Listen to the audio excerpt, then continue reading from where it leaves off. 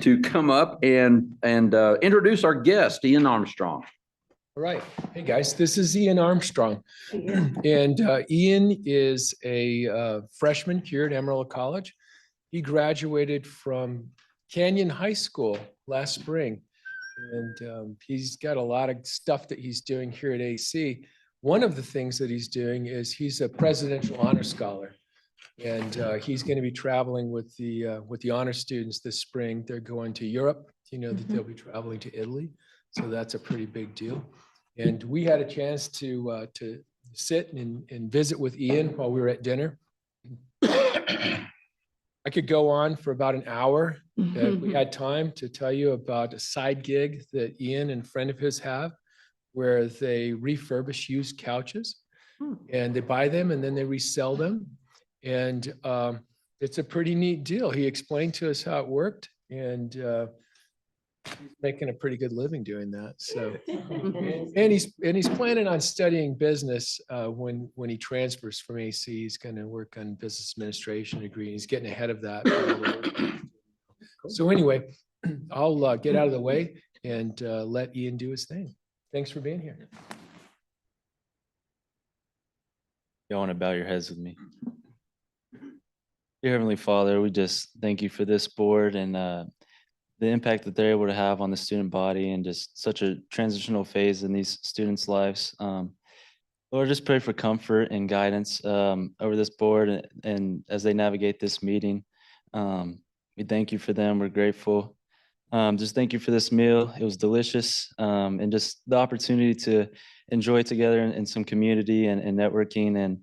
And just thank you for everything that you provide us with. We know that you're always going to meet us where we are. And so it's in your name I pray, Lord. Amen.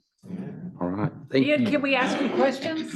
Hang on, Ian. Can we ask you a question? Run off on you. So what are you going to do with all the money from that you're making with your business? I'm kind of just saving it all up right now, and I'm planning on when I graduate either using it to pay some of the large startup costs of a business. I've thought about stuff like a storage unit business or something like that, or just use it to buy a house and get started that way. So kind of just saving it up and trying to invest it in the right spots and grow it as much as I can right now. So. Well, Pretty awesome. I'm impressed. Thank you. Thank you, Ian. Appreciate that very much. Next up, we have our SGA report, Kevin Garcia. You all have his report in front of you. So Kevin, welcome. Thank you. I hope everyone's having a great day so far, but I'll just get right into it. So for this, my report today, I'll start with our fall 2024 voter registration initiative. SGA had the opportunity to collaborate with another group on campus, Voters Voice, to start a two-phase initiative to promote voting. Phase one included getting 12 students across all three clubs here at AC become voter deputy registrars, which means that they were certified to register other people to vote. So that is really good. And then phase one also included us trying to register as many people as we can to vote. As you can see in front of you, we successfully registered 225 students to about 250 students to register, which is a great success. Phase two included getting the students out to the polls. So we made information pamphlets to hand out. And this information included like poll information, documents needed when you go to vote, and all that good stuff. And yes, it was a great success in our eyes. If we move on to our fall two welcome week recap. I'm sorry, that's a mouthful. That is hard to say. It is. We concluded the fall two welcome week, which was a great success. Some events I do want to highlight is we did held burritos and ballots on all three campuses here in Amarillo, Texas, which included us giving out burritos and handing out the voting pamphlets that we have made. Again, that was a great success. And we ended out that week with our 4th annual pumpkin patch, which, as you can see by the amount of attendees, we had such a great turnout this year. And then And moving on, recently SGA had the opportunity to attend the Association for the Promotion of Campus Activities, also known as APCA. And we had a very eventful weekend. We had the opportunity to grow as leaders and also grow in campus engagement and what we can do here at AC to promote student life. And then moving on as well, we had 4 SGA officers complete a mental health training provided by the AC Counseling Center.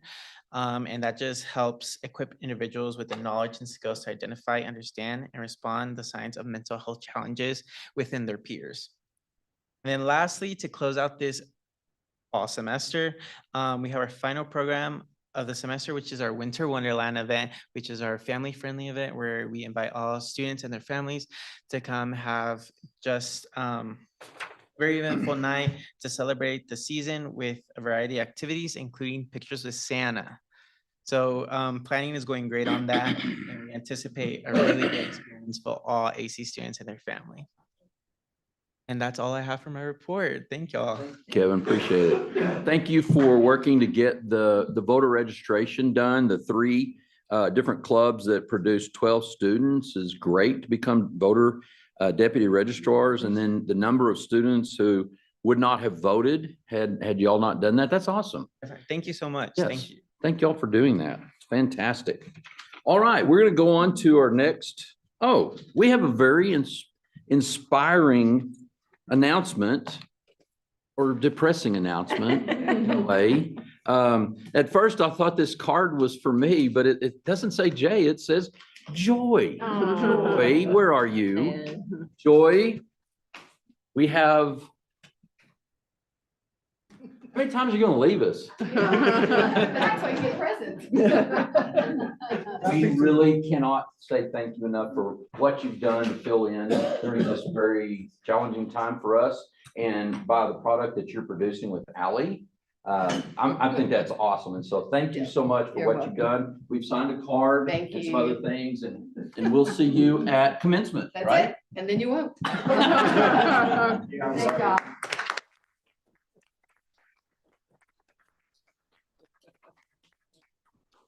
We'll see you around. Okay, Regents reports now, Executive Committee. We had several things that we were considering. A lot of the things that you'll see in the board agenda tonight. One of which is the second item on presidential search. We discussed that and kind of how things are going. So far in the presidential search, as you know, we have interviewed 2 candidates for the job of the next president of Amarillo College. Those have gone very well.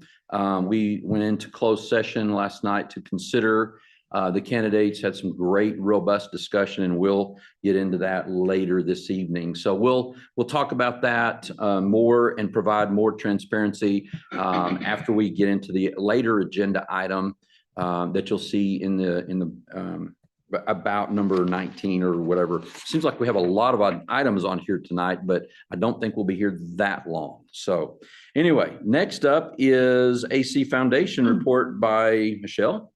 John? Yes. Michelle? Yeah, please. Yes, I was at the meeting and somebody else wasn't. Somebody else wasn't. So That's the way it goes. That's how it works. That's why we have 2 people on there. It works really well. We did have a review the regular review by our investment managers. And the total assets for the foundation at year end were because I think they're just a little lower because some money was used. $83.7 million, the fund. And doing exceptionally well. Of course, the market's doing really well, so that helps a lot. The board, the foundation board approved a $70,000 request that Dr. Sobey put forward. It will come out of the McKinsey Scott funds. It is to sort of fill a shortfall in a grant that we got. It's a grant that we renewed. The first grant was $500,000. The second, the renewal was not as much, and so we weren't able to do as much for our students.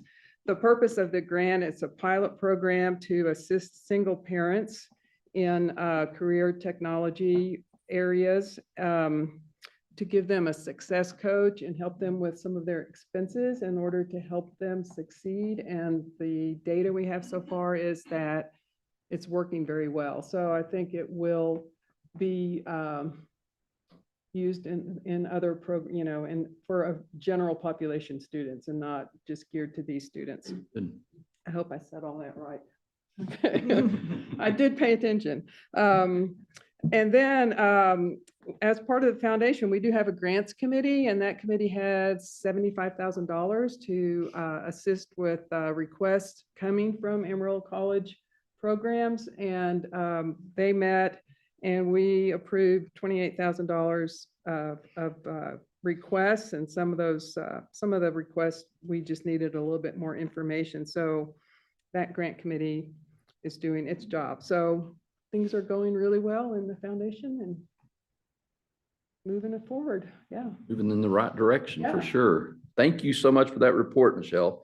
And next, I guess you're going to stay up with Amarillo Museum of Art. Now, I did miss their last meeting, but we did have Christmas Roundup late, late October, early November. Huge success. Both exhibit halls, big crowds. I sold tickets. I don't think I screwed it up too bad, but I might have. It's really kind of demanding there. Anyway, it's a big deal. It's our biggest fundraiser. And so we'll see. Well, we meet this week for the museum and probably get some preliminary numbers on how we did on Christmas Roundup. Thank you. Awesome. And these are cards that you brought, Mhm. these information. Yes, Fascinating, yes. fascinating. Thank you. Thank you so much for that, Michelle. Next up, we have Panhandle PBS, Peggy. So on Friday evening, November 15th, 150 people gathered at Amarillo Concert Hall Theater for the premiere screening of Panhandle PBS's The West Texas Boys.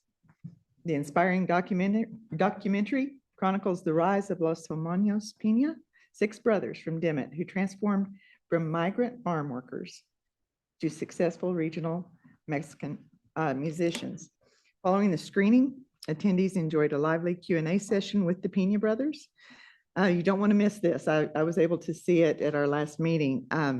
It's going to be broadcasting the premiere on Panhandle PBS Thursday, December 5th at 7 p.m. It's really good. Awesome. Really, So really they were good. there. Yeah. That is so cool. Yeah. Wish I could have gone. It's very good. That's awesome. Thank you so much, Peggy. It's great to have Panhandle PBS on board here at Amarillo College. Tier Zone, David, anything?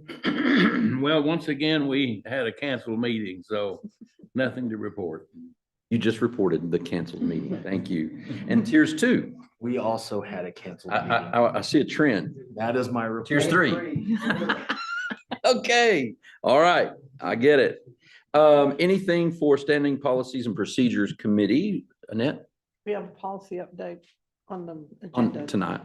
Okay, so we'll get to that here in a minute. Good, I read that and it looks good.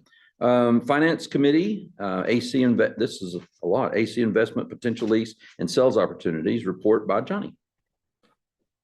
That pretty well covers it. We actually will be presented and probably voting on a possible lease of buses, I think, in our meeting. So I think that was the most important thing. We also saw or had a presentation regarding the audit, and that's also up for tonight. So I think that's pretty much what we covered. Yeah. Excellent. Thank you very much, Johnny. Next up, Legislative Affairs Committee, report by John.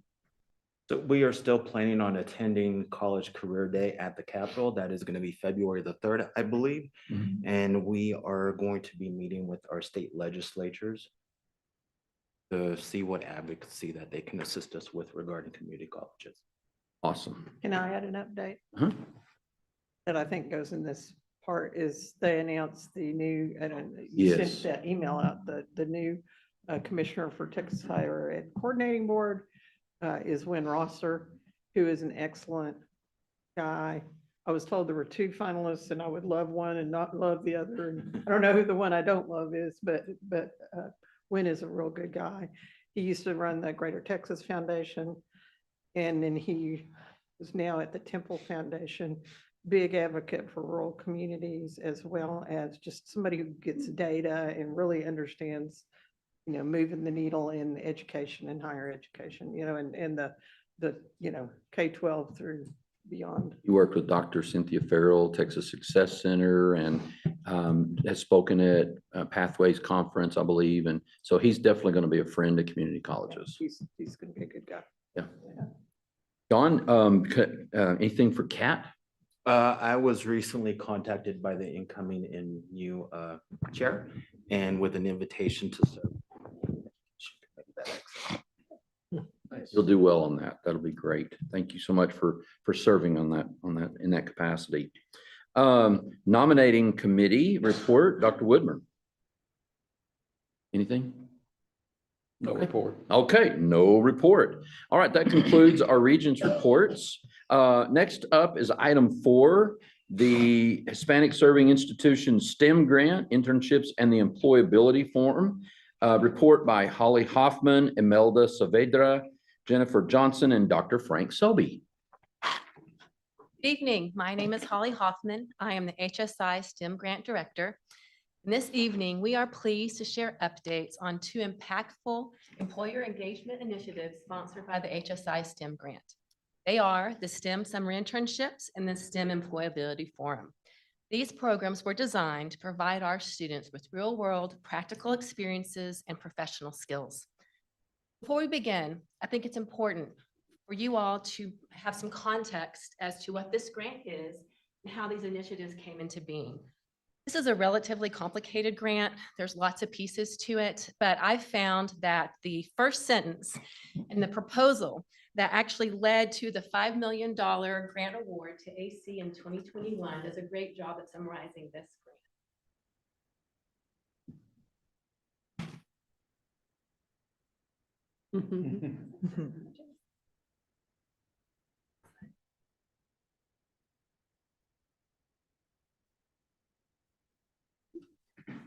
So again, the first sentence did a great job of really summarizing, and that is to address our students' need for relevant, engaging STEM higher education opportunities, as well as support for persistence, degree completion, transfer, and career preparation.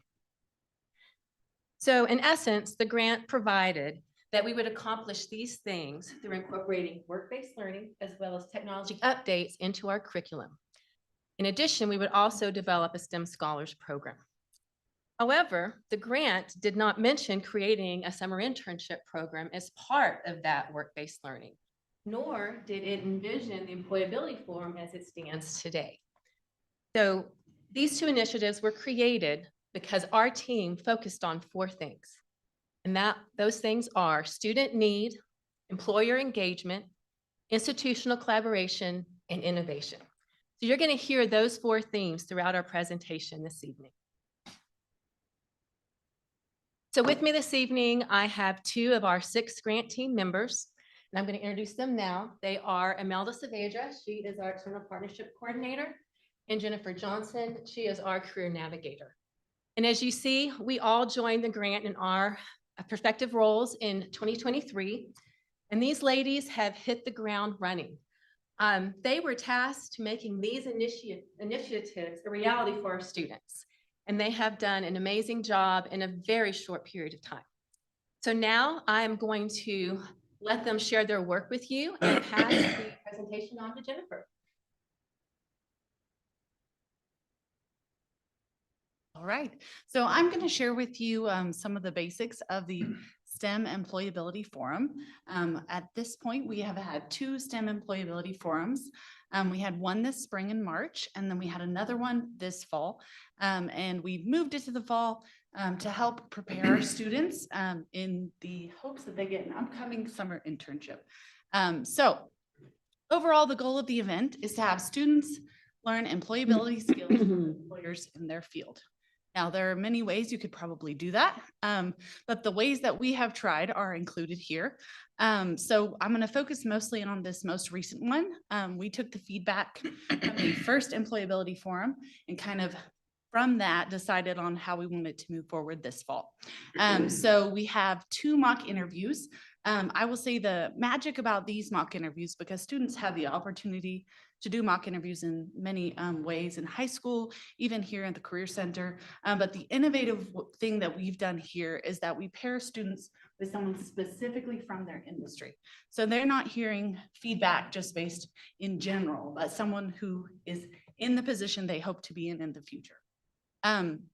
So we had 2 mock interviews for this last one. We also had then open networking. So again, that first employability forum, we heard from students, you know, I loved it, it was great, but I really wanted to be able to meet more employers. So we opened it up to students to have that time to actually go and network. And then we also added in some breakout sessions, again, led by employers.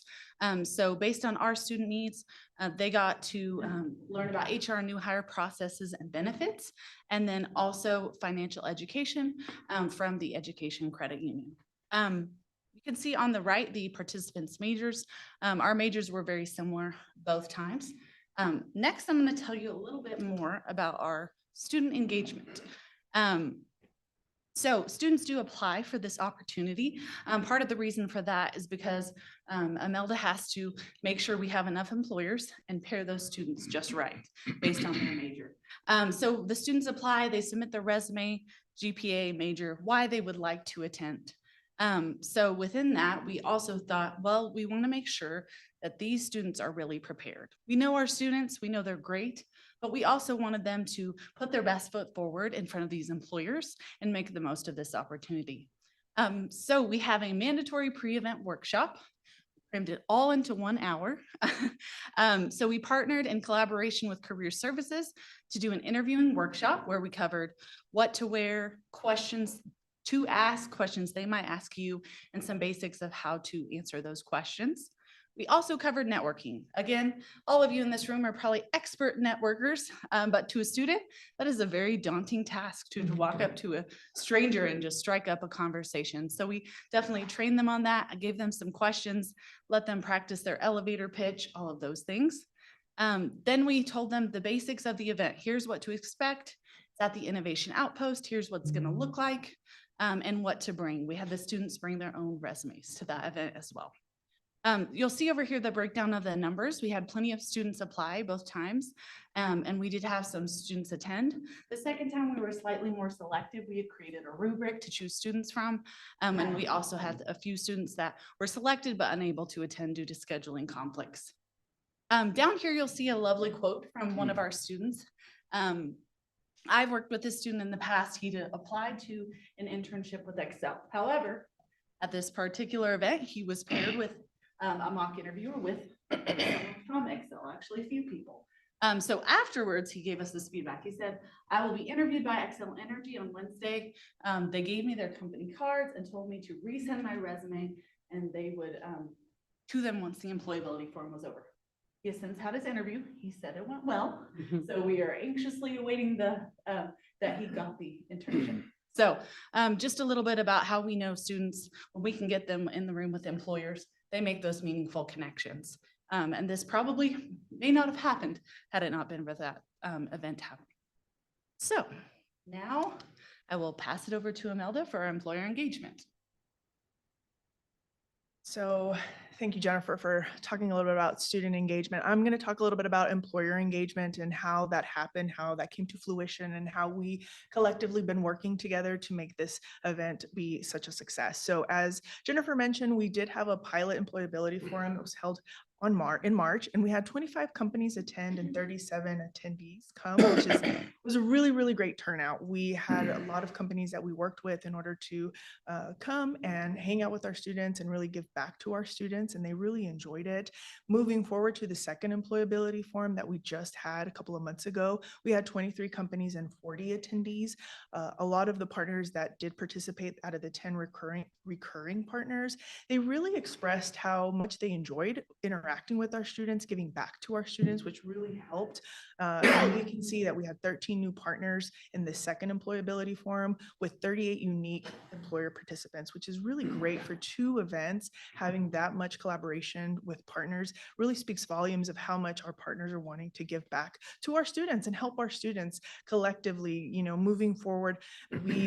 I myself am student centered. And so although I'm not student facing right now, I am very focused on student needs and making sure that we're both meeting the student needs and the employer needs at the same time, which really allows us to have lots of growth and diversity in the engagement with the employer and the student. So that being said, moving forward, how we align the student needs and employer needs when I go and visit with these partners, right? I'm also making sure that I'm providing what they're needing. I'm assessing what their needs are to be able to align those with our student needs. We really want to be impactful and meaningful when we're placing students with our partners at these events and moving forward when it comes to internships. We want to make sure that the partner is also experiencing a really positive outcome as well as a student, right? We want the partners to continue to engage with us and we want the students, again, to have such a positive impact that they continue to be involved with these events and also continue to participate and grow. We want them to grow professionally. So aligning, again, student skills with employer needs is key in these types of events. Collaboration, of course, is also very key. We collaborate with all of our faculty members in the STEM department. I've also been collaborating very heavily with the AC Foundation. They've been in my corner. They've been true champions of all of the things that we're really doing. And so I really appreciate all of their work. And obviously helping me with all of the initiatives that we're taking on. And so with that collaboration, it's really allowed us to make these really impactful partnerships with our employers. And so fostering these relationships is going to help us grow and also help the students, right? Because if the partners are willing to participate and come and engage with our students are going to continue to grow. So that's just a few ways that we're aligning, again, our needs with student needs and employer needs, as well as collaborating holistically with the STEM department and the AC Foundation. And moving forward, the successes of the employability forum really showed this summer. Although it was a pilot internship or a pilot employability forum, the successes for the internship this past summer were phenomenal.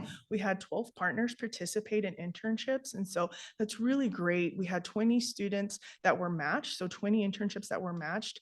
Out of that employability forum, 25% of those were partner funded, which is really great. We're wanting to make this sustainable. And so if we have our partners behind us and they're wanting to work with our students and they're seeing the caliber of students that we're providing, this is going to help with that sustainability. The partners are going to be really happy with the students. And so they're going to want to continue these internships at their cost, right?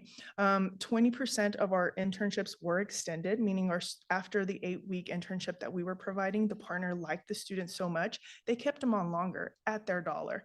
They paid for those internships, continuing those internships, and they were very happy with those students and engaging with those students and teaching those students how to grow in their field. And then we had 25% job offers, which is massive. A lot of students really, we see students who are working in jobs that aren't really aligned with their field. And we're wanting to change that. We're wanting to modify that where they do get these opportunities to work in their field. So having 25% of our students have job offers was really phenomenal. So moving forward to looking ahead, right? We just had our employability forum in October. And so this upcoming summer, we're really, really trying to expand and grow that. And so by doing so, some of the initiatives that I'm really going to try to have is I'm going to try to increase the number of internships by 50%. I'm trying to grow that number to 30 internship opportunities for our students. In doing so, I'm trying to, again, really work with our partners and collaborate with them to see their needs, to match their needs so that they see the need for an intern so that they can fund those internships. Of course, facilitating job offers is also key. So if we do have some partners who already have these job opportunities for our students, working with our team collectively with career services, with the whole departments all over AC to make sure that we're finding the right candidate for those jobs, for those partners, and for our students too, so that they can grow and develop themselves. We're also working on some potential collaborations with Workforce Solutions. We've seen that they have some smaller businesses have already worked with Workforce Solutions, and so we're seeing our options with Workforce Solutions. If you'll see, there's a picture there of one of our interns. His name is Corey. He's a phenomenal student. He's participated in everything, attended employability forums. He is a non-traditional student. He is a CIS student. He's anything that we have asked them to do, he has done. He has done career, resume building. He's met with career services. He's met with Jennifer, and he's currently interning at Micro Technologies, and they're just so pleased with him. Right now, in this picture, he's prepping for a board meeting. He's actually going to be presenting to one of their managing partners. And so hopefully moving forward, if everything continues to go well in the internship, they're going to offer Corey a job, which is really great. He is about to graduate, and so he's going to be looking for that job and that opportunity. So we're so happy with Corey, and of course, with our partner for giving that opportunity to Corey. Before I move on to the next slide, we do have something really neat to share with you guys. I want to give a little backstory on this. It's nothing. We're going to be showing you a Something I little had bit in there. of another intern who we have seen grow. We have seen him from when he first got here.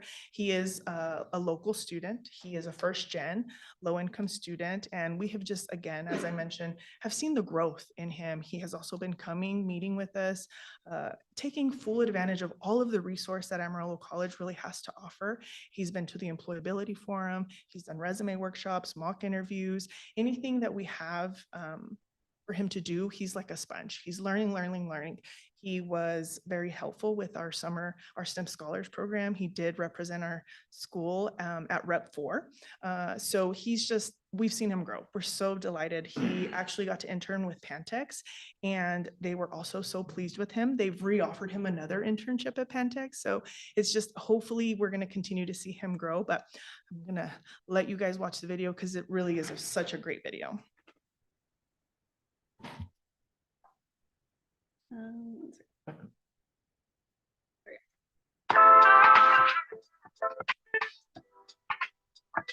Hi, my name is Jesus Marquez. I'm going from Amarillo College, going for an electrical design degree and interning at Pantex with electrical projects. This is Pantex's first time accepting an intern from a community college. So there's a stigma of community college saying that maybe they're not as prepared as other universities. But I feel like actually Amarillo College prepared me very well. I was part of a STEM Scholars program and the STEM Society. And basically they showed you how to present yourself, how to ask the right questions, and how to be involved as much as possible. And even though you're in an area that's very new, how to gain full exposure to make the most out of it. We really want to show him what it is to be an electrical design engineer.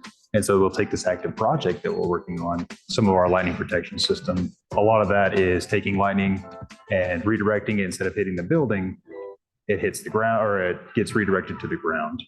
His mind and what he showed interest in was really what helped me decide, okay, lightning protection, it's something I'm working on, and also put him on it with me. And so we'll work in parallel together.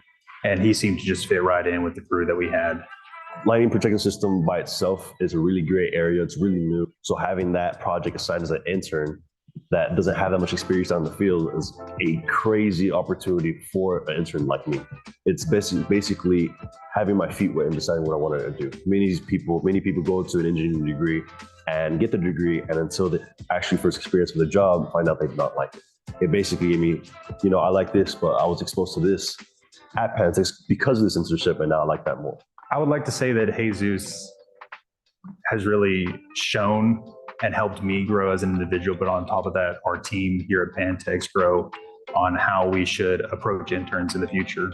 And this was a learning curve for both me and him. It was the first intern that I've ever had. And then on top of that, this is the first internship that Jesus has ever had. So it was a good learning curve for both of us.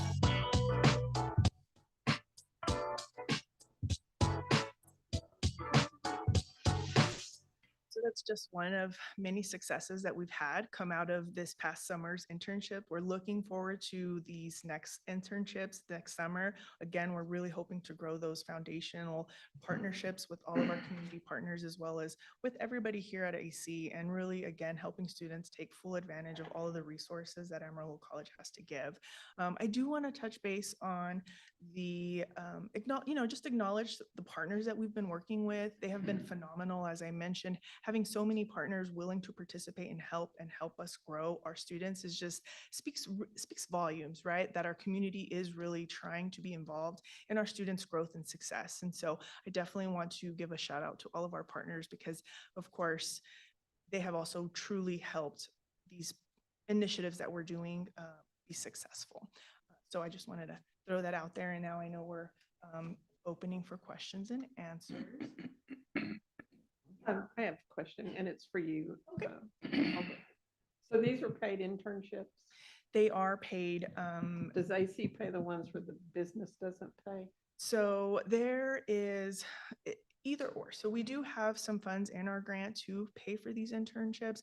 But again, the initiative is to try to make this a sustainable thing. So we're really trying to get our partners on board, understanding that we provide great caliber of students. We provide students who are just as good as WT students, Texas Tech students. And again, Jesus is one of many. We've had students at Phillips 66 who have proven that they're just as good as all of the other students, even though we're at a junior college. And so again, we're really trying to foster those partnerships and those relationships so that they understand the value of our students, so that they also see that having these students and paying these students is ideal, right? That it's going to benefit them in the long run. Well, I think what's interesting to that point is that we went in offering to pay for these. And then we had, Imelda had employers say, no, we'll pay. Some of them said, we'll pay for it. So basically the grant was set up to provide funds so that we could show the employers what our students can do for free. And then hopefully they would choose to then fund it, later themselves. So what we've seen through this is not only did some of the employers off the bat offer to pay, but then we had some extend, we had job offers. So I think what we're seeing here is we have a real appetite, I think, for the employers to pay for this. We're excited about the future and where that goes. My second question, thank you for that. My second question is there any kind of training for our students prior to them going, or for the recipients of our students on the generational expectations and just the difference in? Yeah, I'll let Jennifer talk the student portion. When I do talk to the partners, it's very high touch with our partners right now. We make sure that they know exactly kind of what we're trying to do for the student, as well as what, again, meeting their needs as well. So we do go through a handbook. We do talk about specific things because we do want them to know that these are college students, right? And so they do have class. So we have to be mindful that we want the partner to make sure that they're able to work with their schedule and making sure that they get a good learning experience from this internship. So we do go over that stuff with employers. Myself, I go over that stuff with employers to make sure that they know our expectations as well as I know their expectations, so we can share those with our students. And then, of course, preparation then becomes Jennifer's role, where she comes in and she preps the students. So for the student preparation, we did have an intern orientation. So we go over basics of professionalism, how to call in, what to wear, how to ask what to wear, just all of those basic things that you may not know going into your first job. And especially we know the background of our students. Some of them may not have a parent they can borrow, professional clothing from. How can I get this? All of those things. So we do have a training process for them.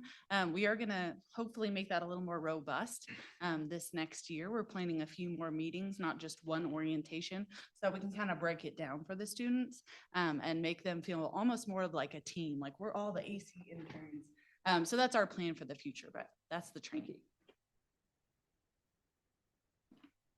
I have a quick, sorry, go ahead. I assume some of our students, some of these interns are pursuing four-year degrees. I mean, if electrical engineering or something like that. So what happens when they're finished at AC or when they graduate from AC and they've transferred? That relationship that they've. Yeah, do you think they will stay on with these companies? I mean, what's the history been? I mean, for now, we have, like, for example, Jesus, he's going to WT and he'll continue doing an Pantex internship. The other student who interviewed at Excel, he's going to Texas Tech, and they have a branch there that he will hopefully get to intern at. So we are seeing that they're trying to continue through that. I think they see the value. They also see that these are Amarillo students. They're not going to have to try to drag them back to Amarillo, you know, or recruit people to Amarillo. They want to be in Amarillo. This is where their family is, their roots are. So I think that's another perk that employers see, is not just bringing someone in and then they leave, right? So Let me jump in a little bit here, is that I'll speak for Pantex. They pay for their employees to go on to get their degree. So once you're hired there, they're going to supplement and help you pay for your bachelor's degree. In many of the other employers that they're working with, they have similar deals worked up for them.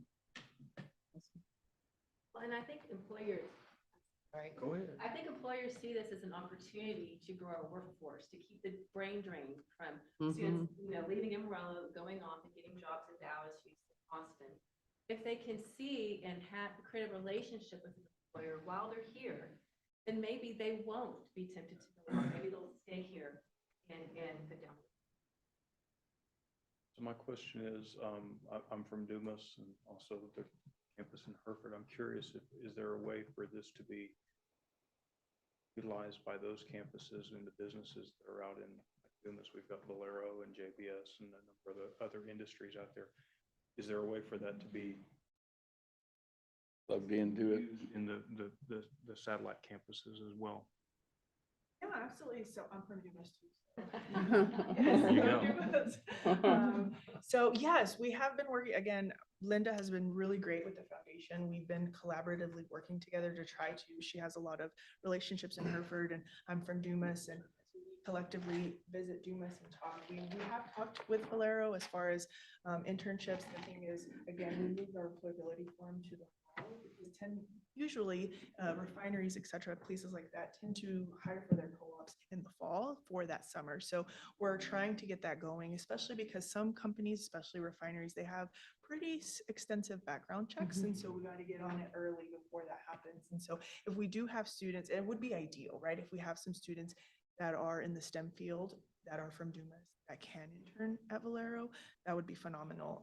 And we do tap into the entire STEM area from AC, Hereford, Dumas, all of the campuses. So I definitely think that's a possibility, and hopefully moving forward, and since this is pretty successful, they continue to see the value and the success that they'll want to jump on. We'll say we have been working with Scott Seeds from Hereford. They did have some interns this past summer as well, and it was phenomenal. The students really enjoyed it. I enjoyed it. Going out to some of the things that they have out at Scott is just truly amazing. I didn't know how interesting and cool growing plants and all of that good stuff is, but it's just phenomenal. And having the students tell you about their experience and what they've learned really just speaks volumes. And so we have also been working with some people at Hereford and Advantage Seeds in Hereford. Anything else? Do you think this is a advantage or a growth factor for attracting STEM students? Or is this a more of a connection into our community as far as the employers for STEM? I see it both. I definitely see how this is phenomenal for Amarillo College as a whole, right? I think that, again, having these relationships with our partners really see that we can produce quality students, the value of Amarillo College, and being able to recruit from Amarillo College. We do have some students who, you know, they're not going to the 4-year, they're getting their certification here, or their associates, and those people need jobs as well in the STEM field. And so I think partners recognize that, they see that. And then for the students, again, we see some students who, in my experience, I've had students come in and say, I want to be an engineer. That's great, you know, but they don't know what an engineer does, right? Or they mention that they want to go into a field, but they're not really sure what it entails. And so having that type of exposure for their students really helps them understand, yes, I want to do this, or I thought I wanted to go into the medical field, but I don't like blood. And they pivot or whatever the case may be, or they go into, I want to go into the medical field for XYZ. They do a shadowing opportunity, they do an internship and say, actually, I still want to be in the medical field, but I want to do this instead. And we catch them early on. So it helps the student really solidify their pathway and the trajectory of their education. Well, and that's what this whole grant, that's why I wanted to give you a brief summary of the grant, because that's the purpose of this grant. To provide students with these opportunities to see what these jobs are before they get too invested, put too much time and resources in a degree they don't even end up wanting to use. That's what we're trying to keep them from. You can see, these are some of the quotes. We didn't want to read them to you, but it really speaks to the student's experience. What's neat about this is that, speaking from my experience at WT and career services, a lot of times employers are only looking at juniors and for sure seniors for internships. What we're doing here is backing it up to the freshman and sophomore year. Now, this is powerful. And the fact that we're giving them that, oh, I'm excited about this field, or I need to pivot, or getting their foot in the door early to be able to make that happen. So y'all, what a coup this is, and just grateful for what y'all are doing. Wonderful report. Thank you so very much. And y'all are a great team. I can tell why this program is going to be successful as you continue moving forward. Love it. Thank you all so much. That concludes our status update for this evening. We're going to take a brief break. Let's come back let's try to do it at 6:45, please. And we'll get started again. Okay, thank you. I don't even know if I do that or not. Slam it. And just so you know, your microphones are live.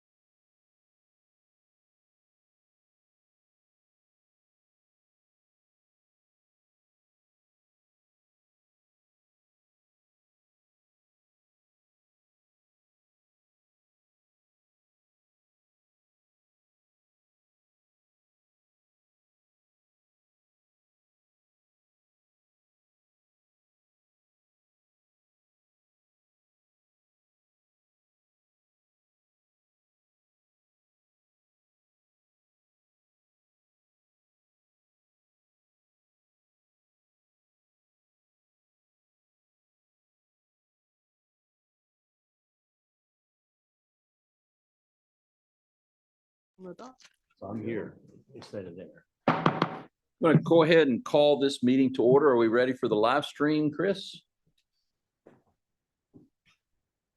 I think he's out in the hall. He's out in the hall. Is that good? All right, thank you. That was awesome. Call this meeting to order for our regular meeting of the Board of Regents this evening for November 19th, 2024. It is now 6:47 p.m. Want to welcome everyone this evening for what will be a very good discussion this evening. All the agenda items we have are very important, and so thank you all for being here. Pledge of Allegiance. Let's stand and have our Pledge of Allegiance. I pledge allegiance to the flag of the United States of America and to the republic for which it stands, one nation under God, indivisible, with liberty and justice for all. Thank you. I've been informed there are no public comments, so we'll proceed to item number 4 on our rather 5 on our agenda, the minutes. Move for approval. All right, that's Paul. Second, Johnny. All right, thank you very much. Consent agenda items, no faculty appointments, budget amendments are on there on page 5. Move for approval. Okay, Annette. Second. Second, John Betancourt. All right. I did it wrong. I'm not asking for votes. We better back up. We better back up. I'm trying to get us through fast. Sorry. Let's back up. What am I doing? Minutes. Let's back up to the minutes. I just figured let everybody agree. All in favor of the minutes and the motion to approve the minutes, all in favor, say aye. Aye. Any opposed? All right, motion carries. Let's go on to number 6, the consent agenda items. There is a motion to approve those. All in favor of that motion, signify by saying aye. Aye. Any opposed by the same sign? I knew it. That motion carries. Thank you very much. And next up, we have the item for order of annexation. Chris is going to bring that for us this evening. Thank you. In your packet, you have the order of annexation. Recovered.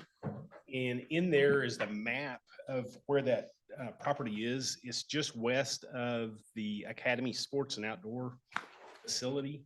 Talking with city staff, what they're going to do with that area is do apartments, multifamily housing, and then put a little park around the Playa Lake that's there. And then on the south side of the property, maybe put some offices, small offices in there. It's 203 acres, 203 acres. The city has already annexed it. And so we need to have you guys vote to annex it into the junior college district. Any questions? Move for approval. Second.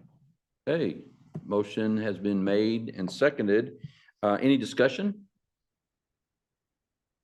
Chris, thank you. All in favor of the motion, please signify by saying aye. Aye. Any opposed by the same sign? All right, thank you very much. Motion carries. Thanks, Chris. Also, you are up for our independent audit report for 23-24 from Whitney Penn. Yeah, annually, we have an audit that is performed on the college. And we have Roger Tover with Whitley Penn here to present the audit. And then we'll answer any questions that you might have after his presentation. Well, good evening. Thank you for having me here tonight. As Chris mentioned, so I'm Roger Tovar. I'm an audit partner with Whitley Penn. We're a CPA firm here in the state of Texas. Specifically, I work out of the Odessa office. And so we did perform the audit for fiscal year 24.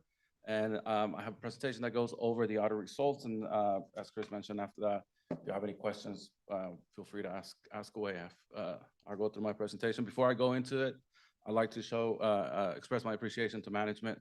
It's always a pleasure to work with Amarillo College, and they make the audit process go smooth, and that's always appreciated. I am clicking.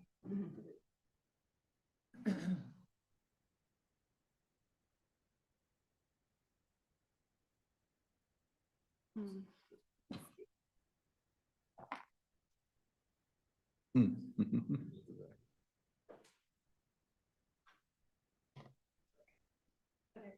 there we go.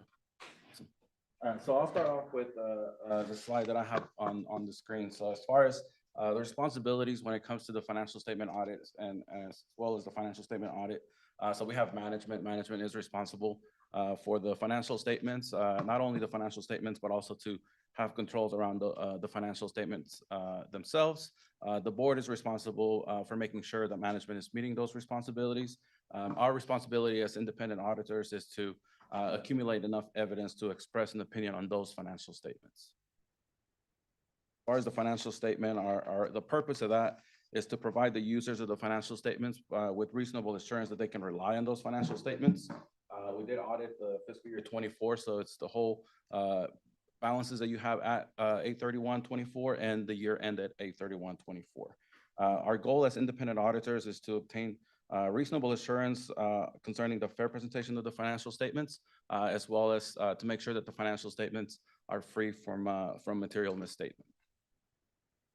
As far as the audit process, every audit that we perform, we are required to perform a risk-based audit so that we do perform a risk assessment ahead of time. Prior to us coming out, we come out here twice. Even before we come out, we perform that risk assessment, and that kind of dictates what type of audit procedures we're going to be performing. So that leads over to us coming out the first time, looking at your internal controls, performing the compliance testing, as well as the test of controls. We'll come back a second time to perform the substantive testing. At that point, we are looking at your account balances. We're looking at confirming with third parties, banks, anything like that, performing analytical procedures. And then that leads over to number 5, us issuing the actual opinion on the financial statements. As far as the opinion on those financial statements, there's a few options that you can see on the screen here. I'll just focus on the unmodified opinion there. We did issue an unmodified opinion, which is the highest level of assurance that you can obtain on your financial statements. And so that is for your audit, there's actually 2 different reports that we have to issue. The first one's over your financial statements themselves, which we did issue an unmodified opinion. And then the other one has to do with your single audit that I'll explain here in a couple of slides. And as I just mentioned, we did issue an unmodified opinion over your financial statements. We also conduct our audit under what we call a yellow book, which requires for us to look at those controls as they relate to your financial statements. So any significant areas like revenues, payroll, non-payroll expenditures, things like that, we kind of go in there and look at your controls to make sure that they're in place. And so at any point, if we do see any deficiencies in your controls, we're required to issue a report stating those deficiencies. So we did issue a report, but we show that we did not identify any material weaknesses or significant deficiencies. We also did not we didn't see any instances of non-compliance that are material to your financial statements. So overall, it was a clean, again, it was a clean opinion on your financial statements and also no findings over internal controls. And on that single audit that I mentioned earlier, so anytime an entity receives over $750,000 in federal or state funding, it triggers what we call a single audit. And so that requires for us to come in, perform audit procedures over those some of the major programs that you have. This year, there were 5 major programs, and you can see those here. The big ones, obviously, your Student Financial Assistance Cluster, and then the other 3 that were on the federal side, Title III, AEL, and then the Perkins program as well. On the state side, we had TEOG, which is typically the major program year after year because that's the biggest state program that you have. Overall, the second report that I mentioned, we also issued an unmodified opinion on compliance over those major programs. We also don't have any internal control findings related to the major programs.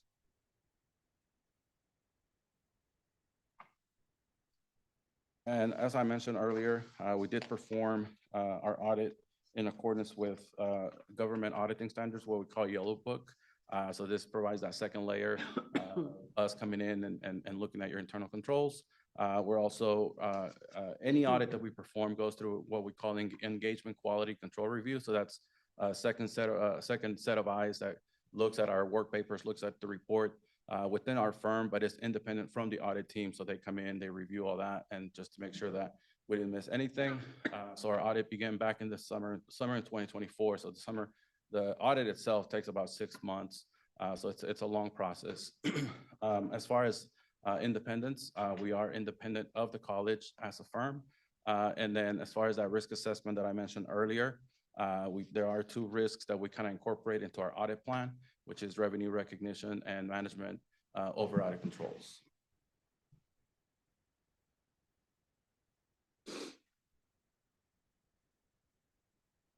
Also, your financial statements do include some estimates. The only 2 estimates that we consider to be significant are the estimates that relate to your pension liability as well as your OPEB liability. This year, GASB number 100 was implemented, which is disclosures require when there's a restatement. It wasn't a big pronouncement like others that have been in the past. We also had no disagreements with management or difficulties encountered during the audit. And then there were also no uncorrected misstatements to report to you. We did obtain a representation letter from management prior to us issuing the report. In that letter, all it says is just states the responsibilities of management when it comes to the audit. We're also not aware that management consulted with other accountants, essentially to get a second opinion on anything that we discussed.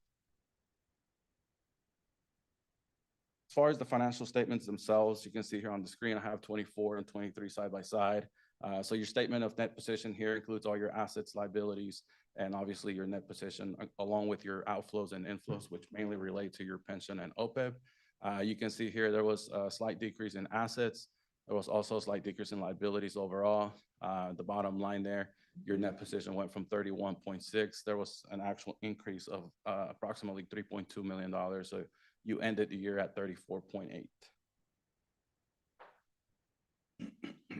And so I'll just note that here, it includes the pension and OPEB liability. And so this next slide is going to back out, since it is a non-cash liability. So what that means is the college is not going to be paying for that liability. It's just a requirement for reporting purposes that is required to be on your financial statements. And so this slide here backs out that the impact of those 2 liabilities, the OPEB and the pension, along with the outflows and inflows that come along with it. And you can see over the last 5 years where your net position has been. Once you back out all your liabilities related to pension and OPEB, you're actually sitting at an adjusted net position of over $100 million. And this year, you were at 119.4, which once you calculate it, when you compare that to your operating expenses, you have about 11.1 months of operations in your net position.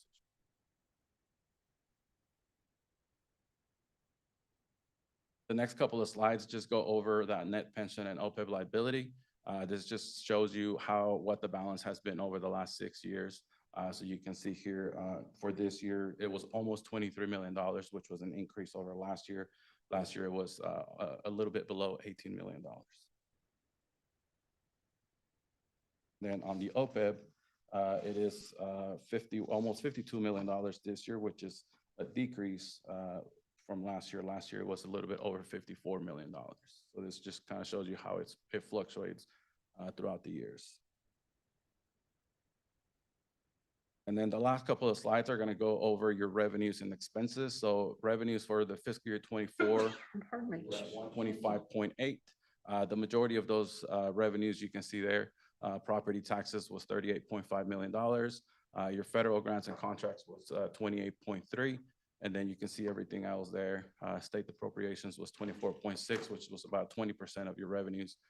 Anything outside of that is 10% or less.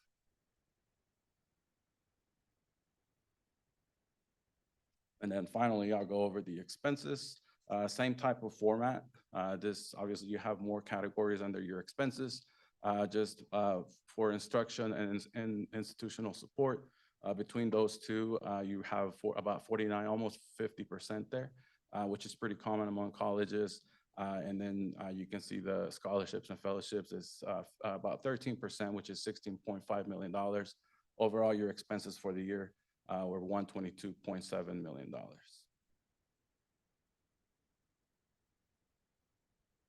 And I'll take any questions. Yes, Annette. I have a question. Could you tell me what page your opinion is on? 'Cause I, for the life of me, could not It find should it. be page 1. Should be the very first, not the, right after your organizational chart. It should be a 3-page long opinion letter. Yeah, I'm there, but I have it on page 3. where on page 3?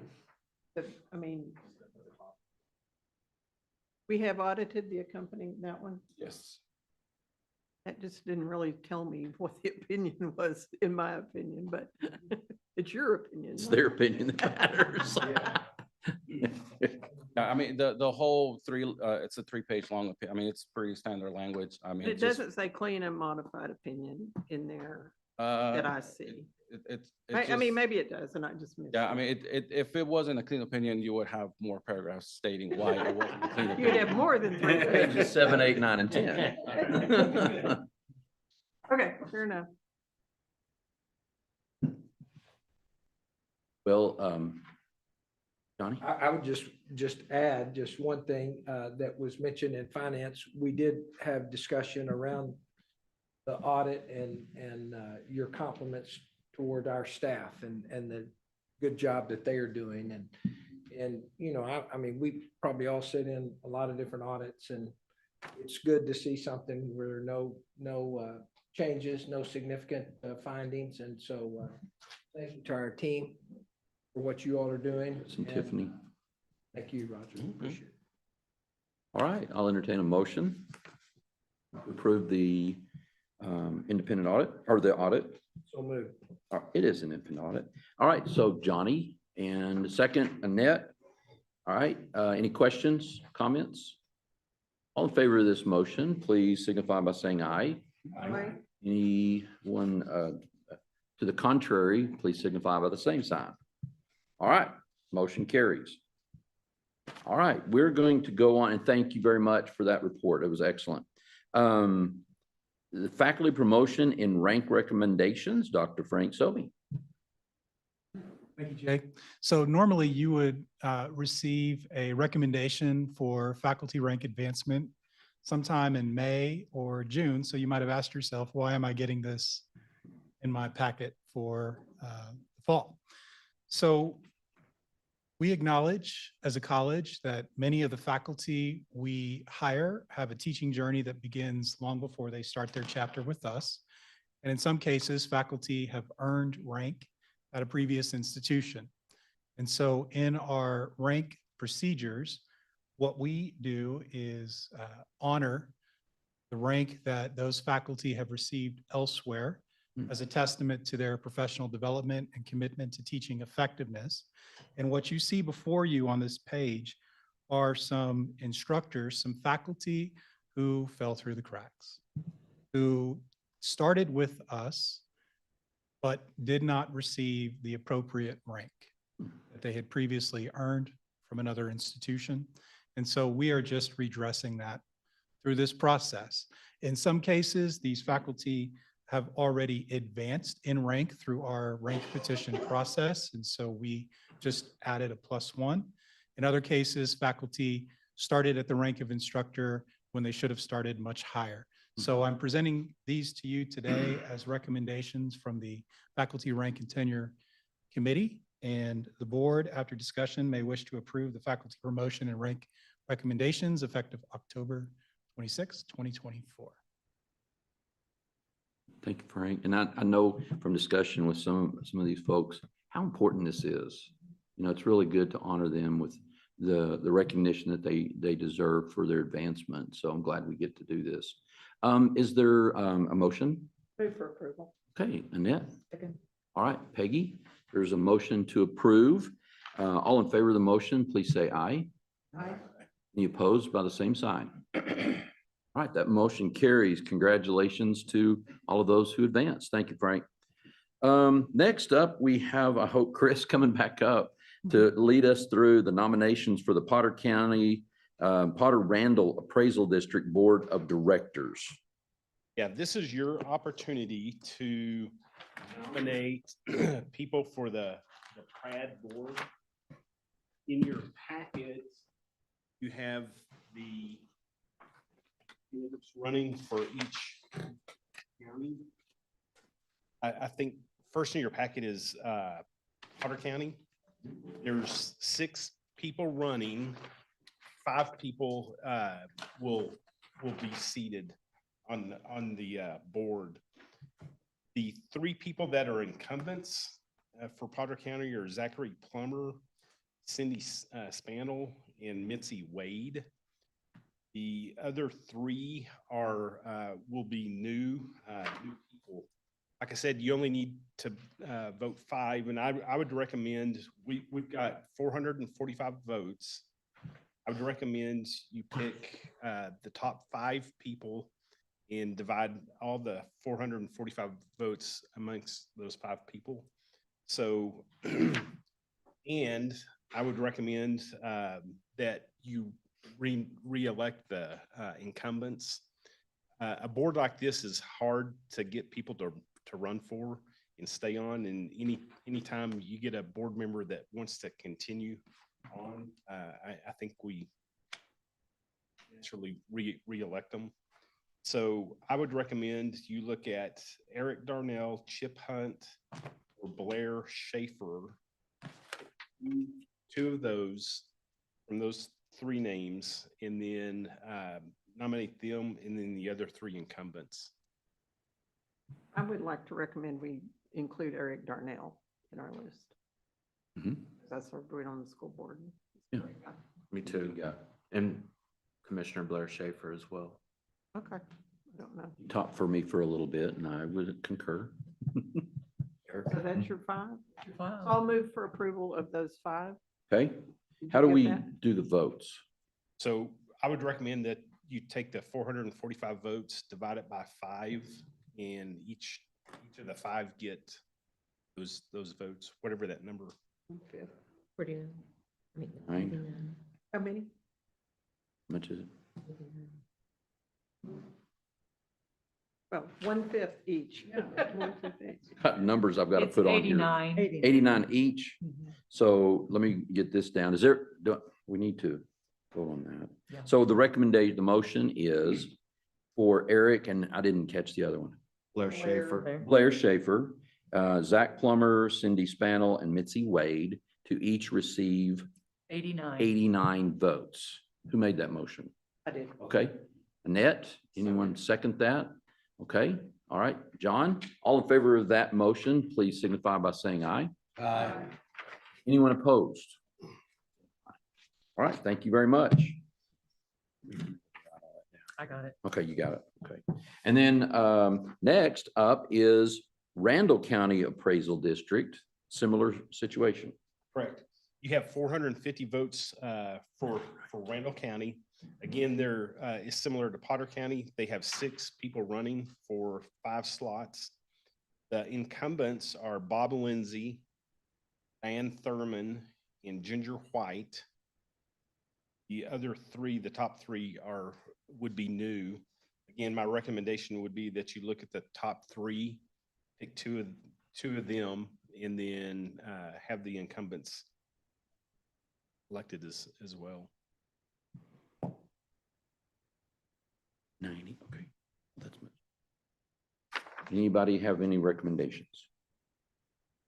I got nothing. Well, I know Daryl Furman. He's a surveyor and a business owner. Yep. Good guy? Okay. He's an incumbent though, right? No? Oh, So we're gonna put a mark by him. okay.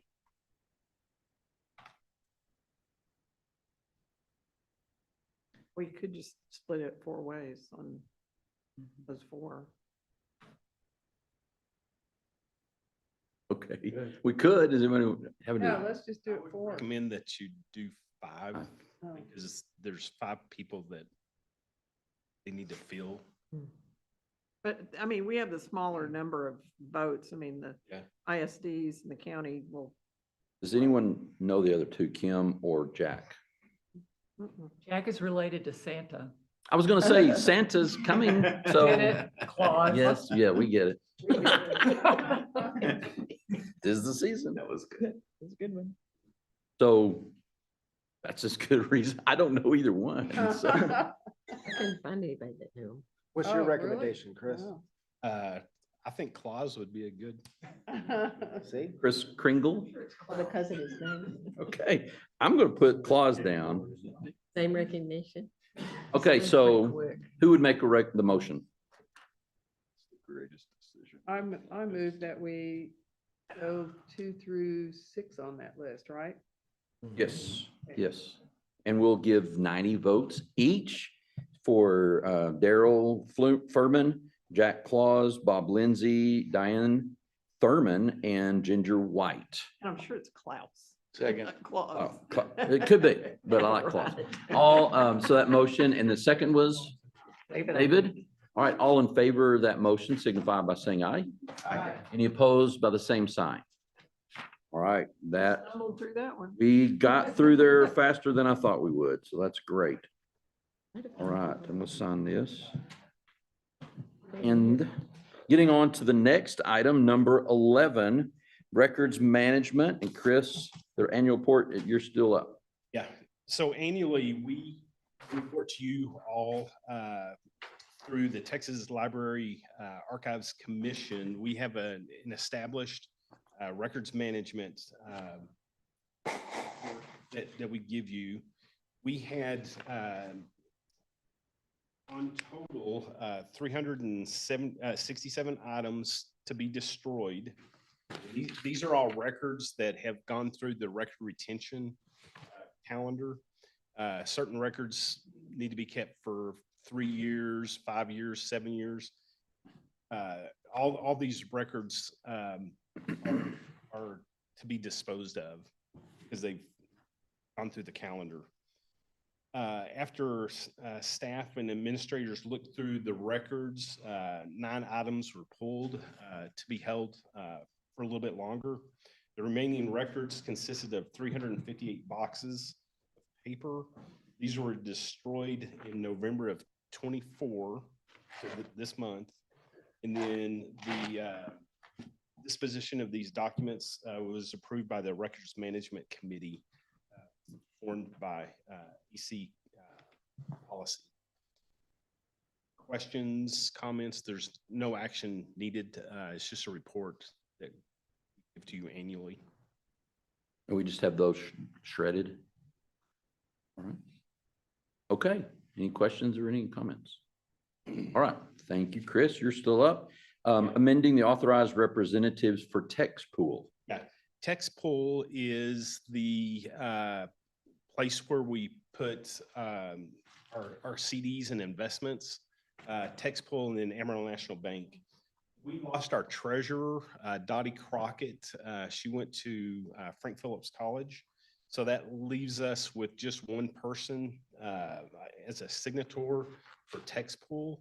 So we're asking you to authorize me and my executive assistant, Michelle Vineyard, to have our names put on the text pool so that we can interact with text pool on a regular basis.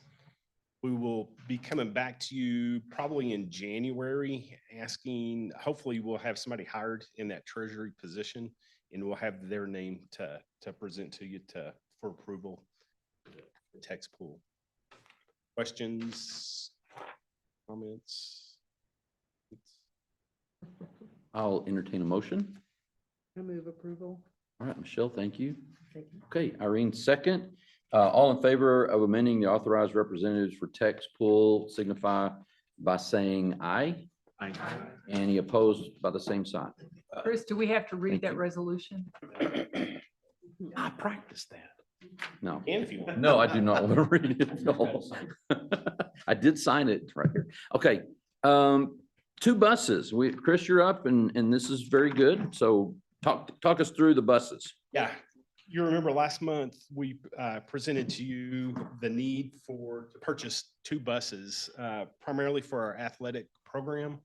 The buses will be used outside of the athletic program through the college if that need arises. These buses cost about $150,000 each. And what I would like to do is have you guys authorize me to enter into an agreement with Gov Capital to have them finance the buses for us. It won't be a lease. They're actually financing them for us. We can do a 5-year payment, one time a year payment. It would roughly be about $70,000 if we did the 5-year, or we can do a 7-year payment, and that'll be about $53,000. We don't have to make a payment until 1 year after we enter into the contract with GovCap. We can get these buses. These buses are on buy board, so we don't have to go out and bid for them. We have seen a similar bus. One of the Catholic schools bought one of them, so we went and looked at them, and it would fit exactly what we need for the buses. Questions, comments on the buses? It may not cost $320,000. It may be a little lower than that, but we went ahead and put maximum that we would enter into this finance agreement for a maximum of that to cover other costs of shipping them here or whatever it might be that we don't really know about. We need to have a recommendation on the which we go with, 6 or 7 years. Yes. 5 or 7. Oh, 5. It's 5 or 7 years. 5 or 7. You Okay. say 7 didn't seem the. Yeah, the interest rate for 5 years is 5.028. For 7 years, it's 5.086. So that's so close together. I would recommend we go with the 7-year payout. Can you remind us what the cost is right now for busing? Yeah, we budget $103,000 just for bus rental. Take our teams For 1 year. Per year. So carrying that out 7 years, just seems like a no-brainer. Yeah. Right? It is a no-brainer. Have we looked into what the cost associated would be to have them wrapped? Yeah, we've had several things wrapped.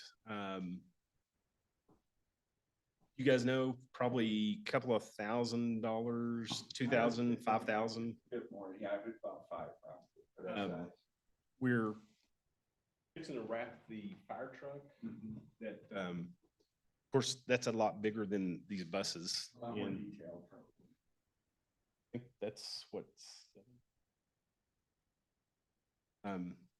The plan is to maybe get a sponsor to pay for the wrapping and put their name on the bus. So And that would cost about how much did you say? probably $3,000 to $5,000. Just kind of depending on. And have you calculated the difference in interest that we'd pay in 5 years versus 7? It's right here. I could real quickly. It's minimal. The interest rate is How much? barely different. Yeah. That's 69 and 52. Yeah, that would be the payments. I would have to put that through a formula, but I can get that to you, but it's going to be really minimal. Okay. I would say. Right. Chris, thank you. Any discussion, further discussion? I'll entertain a motion about our buses. Second. All right, second, David. All right, all in favor of the motion signify by saying aye. Aye. Any opposed by the same? All right, motion carries. Thank you. Soon to have some Badger buses. Awesome. All right, next up, Mark White will lead us through the approval of name change to section DIAA of the Board of Regents online policy manual. Mark? Recall that DIAA is our Board of Regents policy with regard to freedom from discrimination, harassment and retaliation, and sexual violence. And with the departure of Cheryl Jones, we have to name a new Title IX coordinator in that, and we recommend adding, substituting for Cheryl, substituting the name of Tammy Coates. She's the Director of Human Resources. And that's the only change we need to make to the policy. And you would wonder, why do we need to vote on changing just that name? But TASB won't put this on our online policy manual until the board approves it. So we just need to simply approve that name change. Just kind of speak to what a Title IX coordinator does. The Title IX coordinator is in charge of receiving the Title IX complaints and having them processed. A very important position. We're required to have that position. It is posted on the website for easy access, so everybody knows that's where you send your complaints. Yep. And this does not come from committee because we haven't had a committee meeting, so I will make the motion. Okay, Annette? To approve this. I'll second. Hey, Peggy, second. All in favor of approval of the name change from Cheryl Jones to Tammy Coates, signify by saying aye. Aye. Any opposed by the same sign? All right, that motion carries. Thank you very much for that. Financial reports. Tiffany, come on up.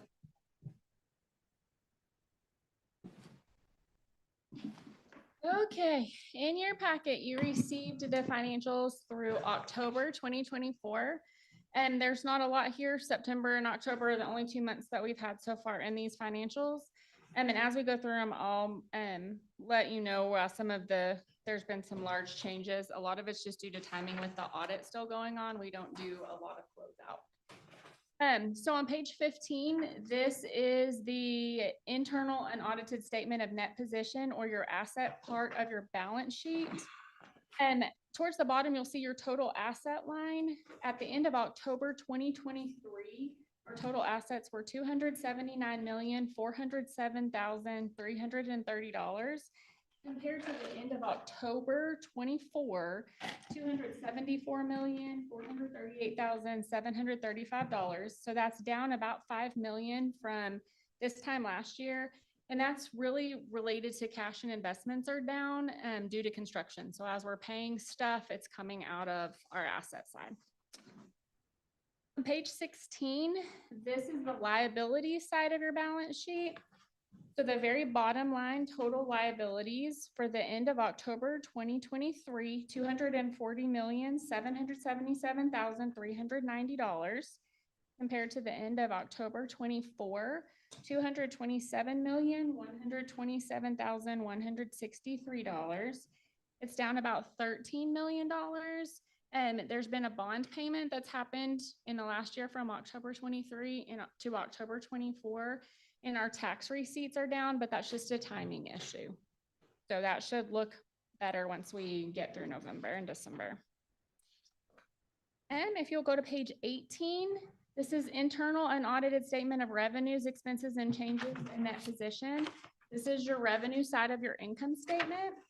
You're going to look at your first column and your last column.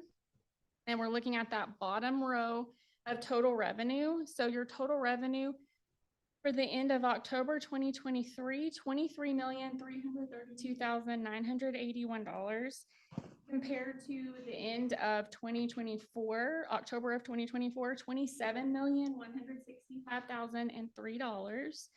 I want to point out there's one big significant change under that non-operating revenue section. There's a line that says gifts. So this is related to when they spoke earlier about the fund balance of the foundation and how it had gone down. The reason it went down as we moved money from the foundation over to AC to help fund some of the construction projects based on what the donors wanted to do. So we put it in as an AC gift on the financials because it was gifted to us from the foundation. So that's where you'll see there's like a $3 million increase right there. And that was the money that we had received from foundation donors. And if you'll go to page 19, the total expenses at the end of October 2023, $20,909,111 compared to October 2024, $19,267,721. The majority of that is under this second or third section that says department operating expenses.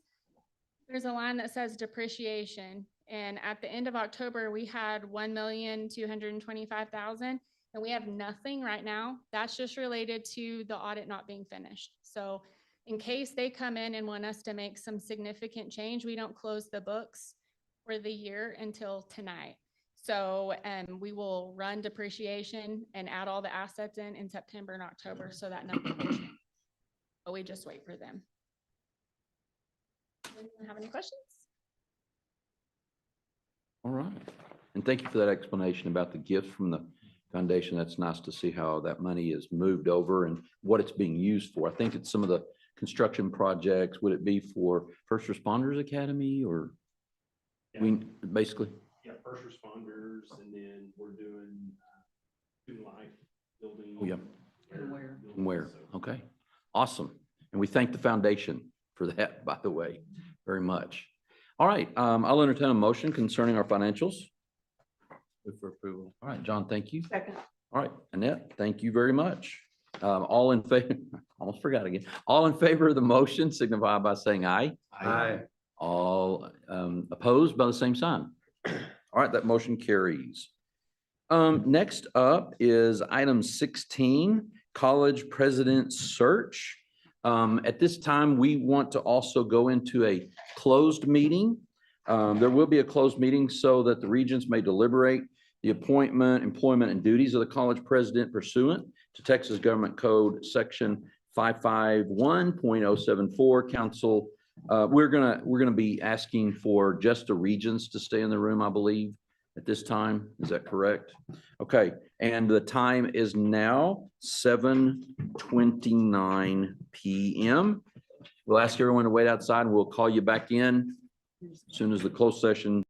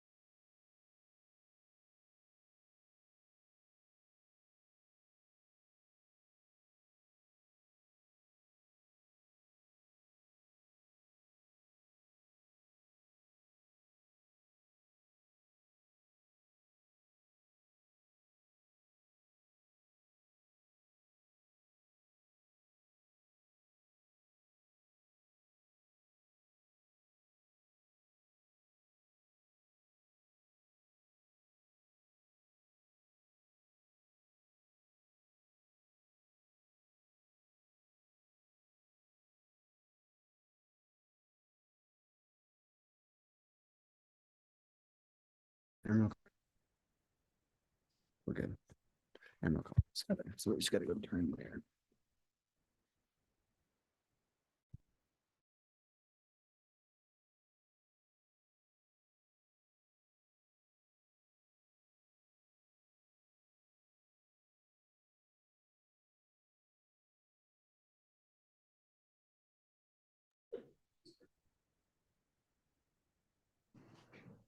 We're good. All right, good. The closed session is concluded. No final decision, action, or vote was taken in the closed session. We now convene in open session. The time is now 7:52 p.m. And a quorum is still present. We return to agenda item number 16. Does anyone have a motion concerning item 16? I'll make that. I move that the Board of Regents continue the presidential search by holding interviews and presentations with the two finalists, Dr. Jamel Connor and Dr. Frank Sobey, on December 9 and 10, 2024, subject to candidate availability. These interviews and presentations will involve students, faculty, staff, the public, college leadership, and the Board of Regents. All right. Any discussion? Second. Okay, second. Any discussion? Any discussion? Second and then discuss. In discussion, right? I may just not even have for a vote. I mean. This would be an important one that you get. So- I would just say, Jay, that, I want to thank the Gold Hill for helping us, for the search committee, for all the regents that have done this. And we have two excellent candidates, and it's going to be an extremely difficult decision for us. We've got our work cut out for us, but that's a good problem to have. It is. It is. And I'm confident that having discussed this, each and every one of us is committed to finding the best candidate for president for this college. And so no matter what happens, that's what we'll have. So I appreciate all of you. I'd like to say, with respect to this board, that I appreciate how we have discussed this, the respect, the civility, the cordialness that we have shown each other, that we've listened to everybody. And I think this board should be commended for how it's conducted itself. I don't think the mood in the country always reflects what's happening around this table. And I think we did a really good job, and I commend all of you. All right. Scratches, no breaks, no bruises. Thank you. Thank you, Michelle. That's awesome. All right. I'm going to say those in favor of this motion, please signify by saying aye. Aye. Any opposed? Any abstentions? Hearing none, that motion carries, and I'll have another motion to adjournment. All right. Annette and Peggy, let's go home. And we have some information for you too. Okay. So we'll talk. It's my I phone. want Call her on the way to home. conduct these sessions. Okay. Do you all want to? It's the longest stretch. Hey, Paul, do we want to go to Denise's office and talk? Okay. I think you're going to enjoy this. It's really good. It's really good. I listened to Yes. I mean, I think just for a second, we won't be there very long. I listen to a sermon in the evening when I Thank exercise. you. If you'll just. I get to exercise, so. That's- Listen to it while I drive.